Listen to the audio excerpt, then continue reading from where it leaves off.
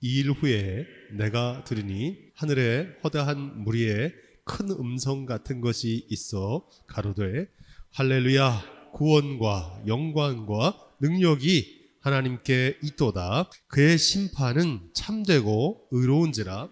땅을 더럽게 한 큰 음녀를 심판하사 자기 종들의 피를 그의 손에 갚으셨도다 하고. 이 일 후에 이렇게 시작되는데, 이 일은 앞에서 우리가 살펴본 7 대접의 재앙을 마친 후입니다. 또 이 일 후에라는 이 말씀은 바벨론에 대한 최후 심판이 마친 후에, 이런 뜻입니다. 그 이후에 벌어지는 구원의 광경입니다. 7인, 7나팔, 7 대접까지 심판이 있은 후에는 반드시 구원의 영광을 나타내는 광경을 우리가 봤습니다.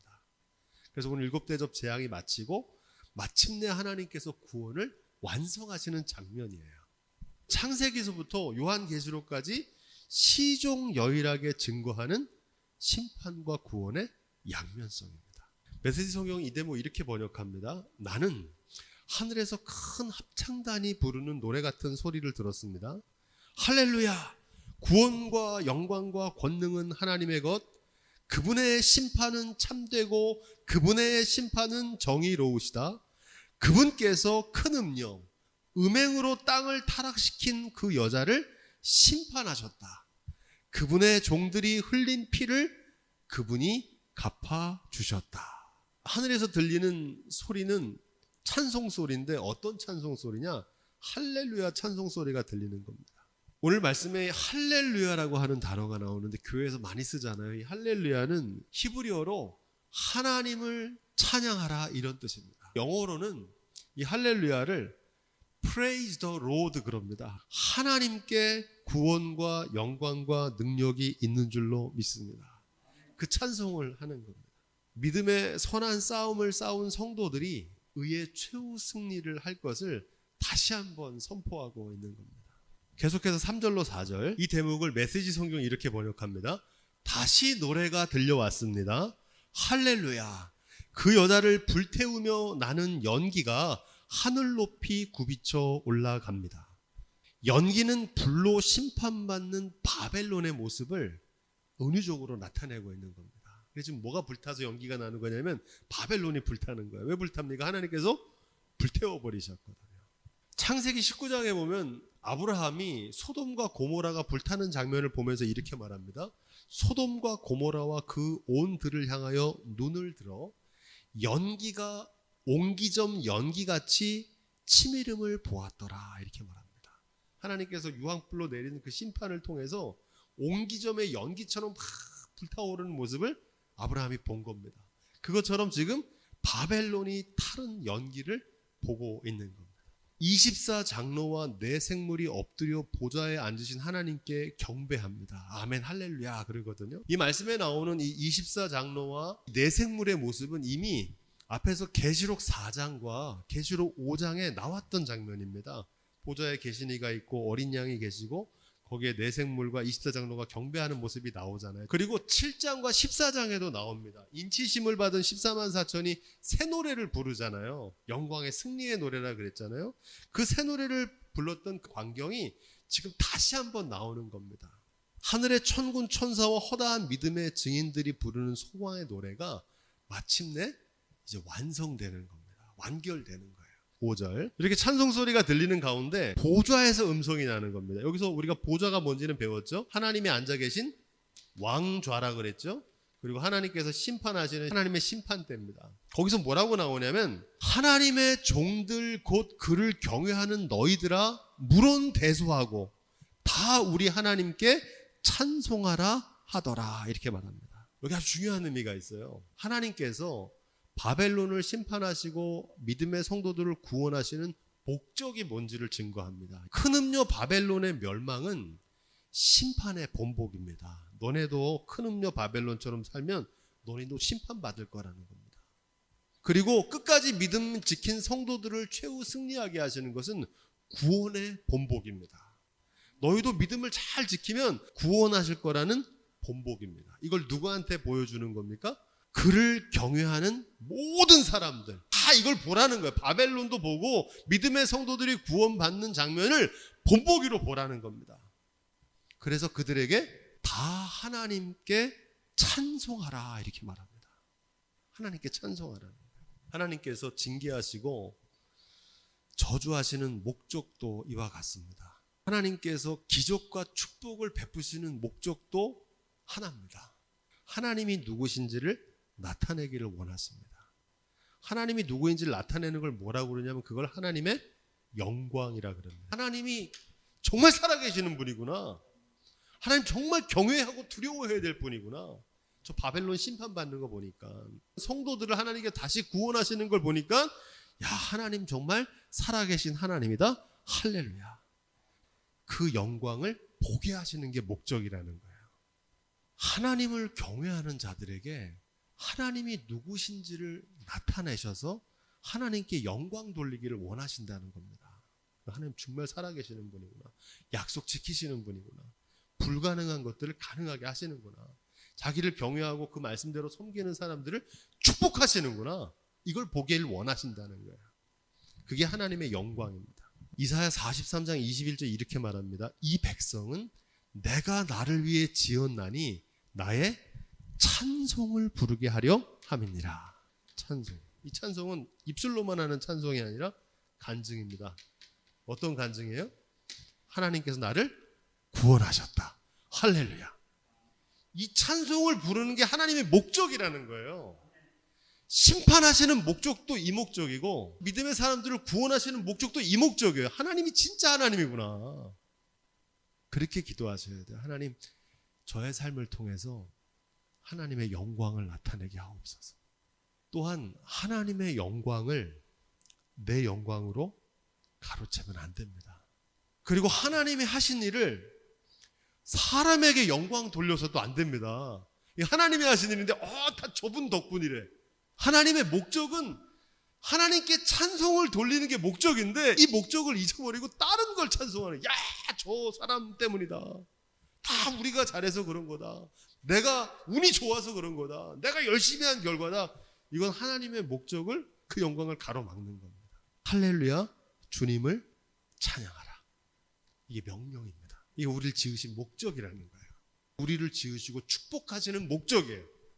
우리에게 잘 되게 하시고 건강 주시고 생명 주시고 우리를 통해서 뭐 일을 시키시는 이유가 뭐냐면 하나님께 찬송과 영광 돌리길 원하신다고요. 이걸 안 해서 바벨론이 심판을 받은 거고요. 이 영광을 돌리는 사람은 절망 중에서도 하나님께서 구원하시겠다는 거예요.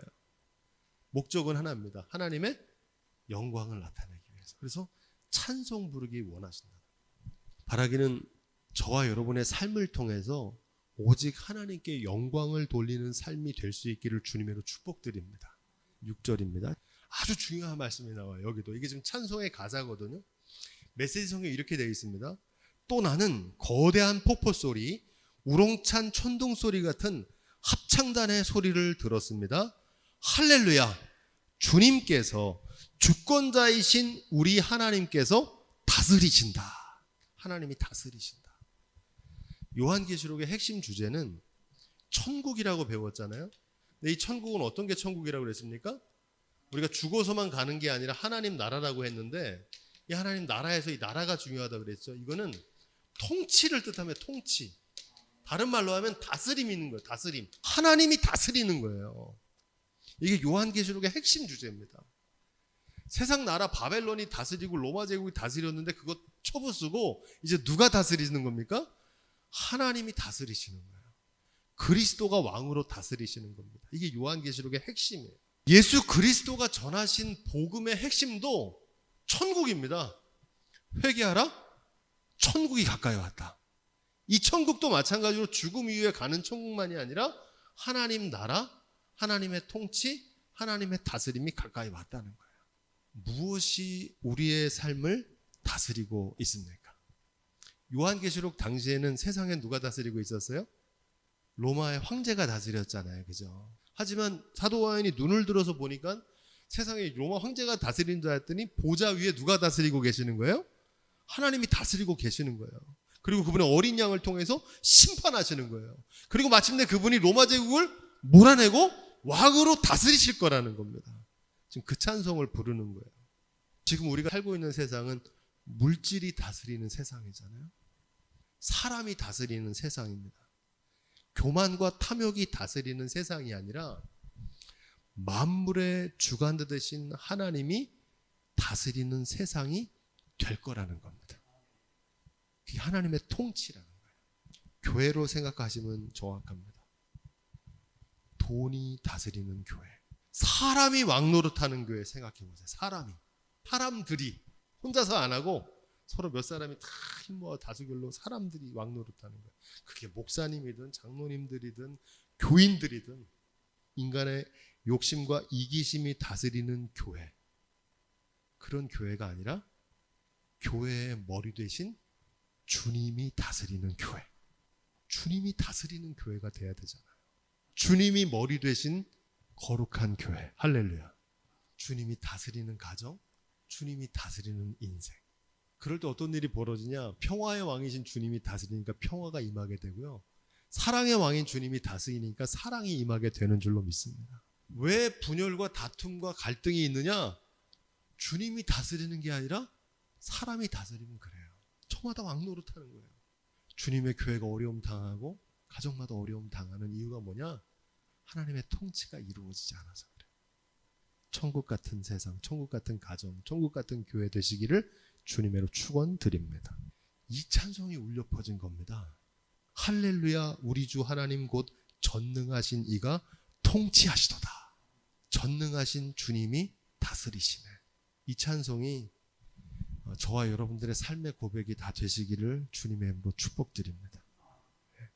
7절로 8절, 마태복음 22장에 보면 혼인잔치의 비유가 나옵니다. 천국은 마치 자기 아들을 위하여 혼인잔치를 베푼 어떤 임금과 같으니, 그 종들을 보내어 그 청한 사람들을 혼인잔치에 오라 하였더니 오기 싫어하거늘 다시 종들을 보내어 가로되 청한 사람들에게 이르기를 내가 오찬을 준비하되 나의 소와 살진 음식을 잡고 모든 것을 갖추었으니 혼인잔치에 오소서 하라 하였더니 저희가 돌아보지도 않고, 하나는 자기 밭으로 갔고요, 하나는 자기 상업차 가고, 그 남은 자들은 종들을 잡아 능욕하고 죽였대요.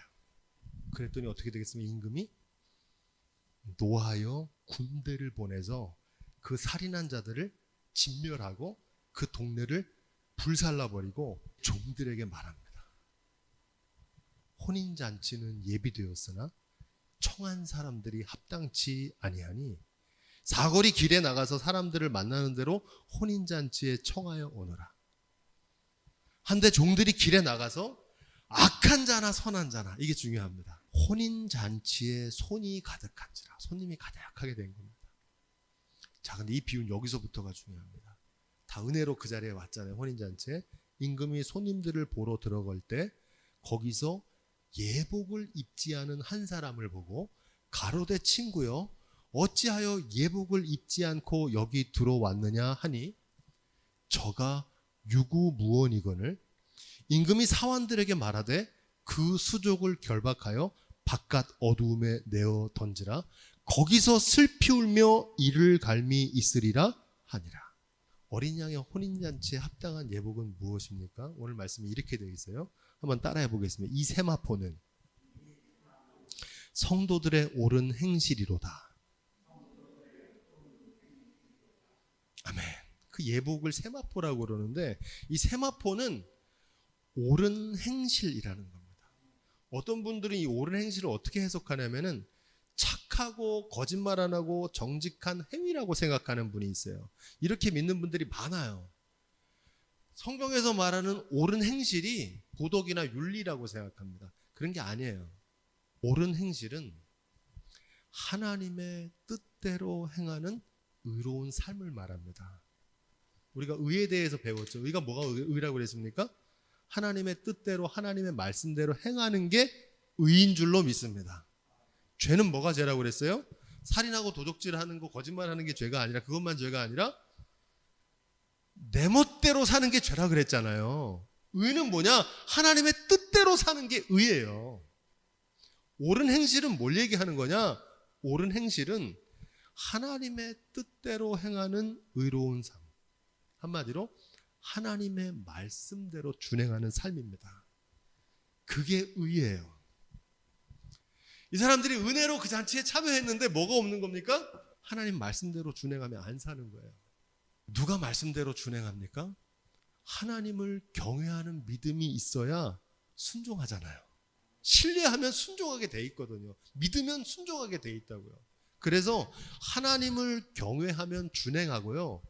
믿음이 있으면 순종하게 돼 있습니다. 이건 쌍으로 이어지는 거예요. 따로따로가 아니에요. 믿음 따로 순종 따로가 아니고 믿으면 순종하는 거고 순종하지 않으면 믿음이 없어서 안 하는 거예요.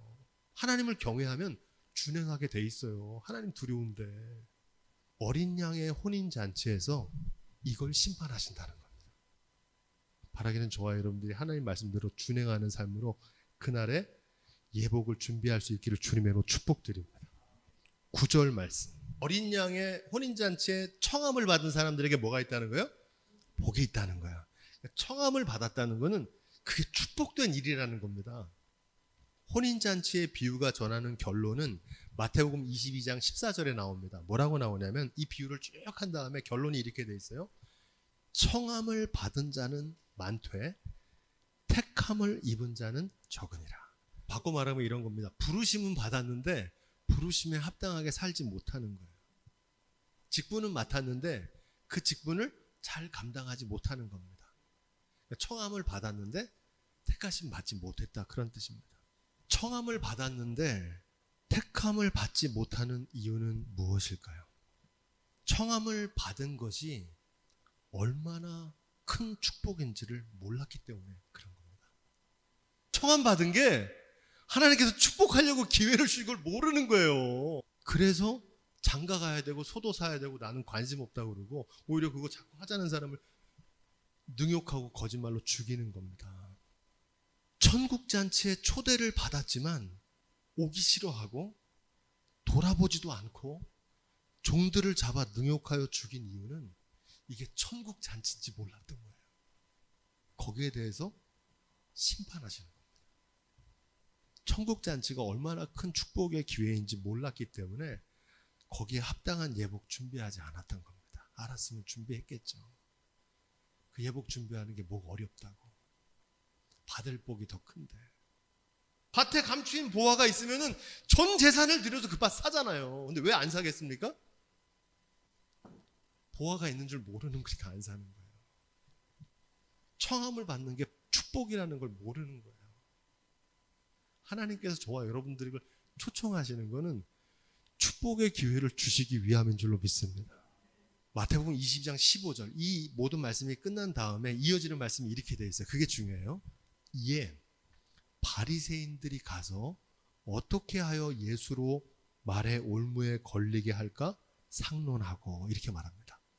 갑자기 지금 혼인잔치의 비유가 나오고 청함을 받은 사람은 많으나 택함을 입은 자들은 적다, 이런 말씀이 끝나고 나서 그 다음에 누가 나옵니까? 이어서 바리새인들이 나와요.